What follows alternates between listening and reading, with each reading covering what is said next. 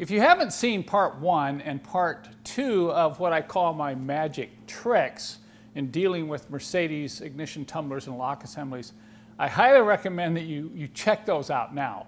In quick review, what I did was I showed you how I could remove an ignition tumbler assembly from the lock without the key. And I will show you this again, okay? There's the key, key's over here.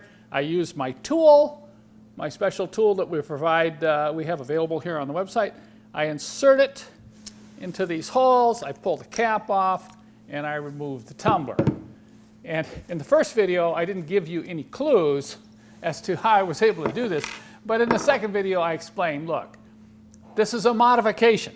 You have to modify this tumbler here before you install it so that in the future, if you have any problems with it at all, you can remove it without a key and put a screwdriver right in here and turn the car on, start it up, and roll on your merry way.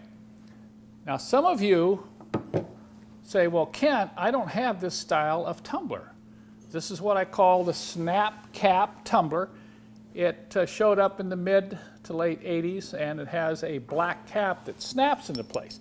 The earlier models, the ones that you came in the late 116s, the later 107s, the 123, and most of the 126s up to the late 80s have what's called a screw cap. You know, the black cap screws on, the tumbler is a completely different design. And to remove that tumbler, you need this tool here.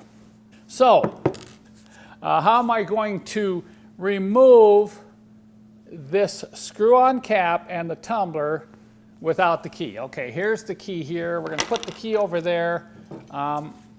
In fact, with this one right here, I don't even need the tool. Now, once again, I'm just going to tell you right up front that this assembly has been modified before I installed the new tumbler into the older steering lock. This steering lock is out of a 1983 300D. If it's in the car, in order to get the cap off, you may need this special tool. This comes in one of my kits that's available on my website.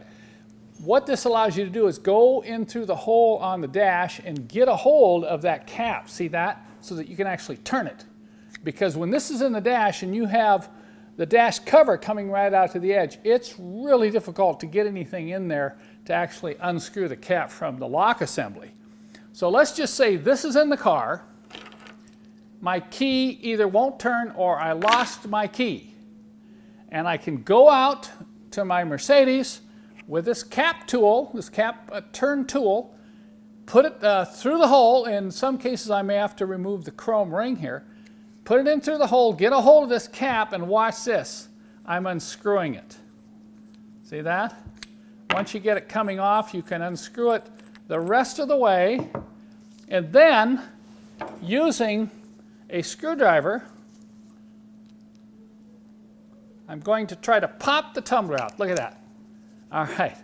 I have removed the tumbler from the steering lock, including the screw cap, without a key and without the special pin tool. How did I do that? Once again, it took some modification before the part was installed.